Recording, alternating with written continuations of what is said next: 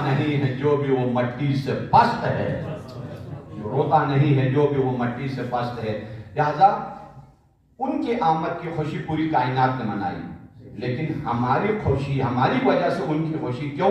جس مقصد کے خاطر اللہ نے انہیں ہماری طرف بھیجا ہے، اس مقصد کی زندگی جشن ہے ان کے لیے۔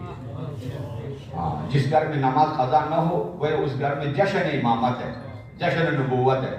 جس گھر میں تلاوت قرآن ہو، جس گھر میں حجاب و حیا ہو، جس گھر میں اخلاقیات ہو، جس گھر میں علم اوپر لگا ہو تو نیچے سیرت علمدار بھی ہو۔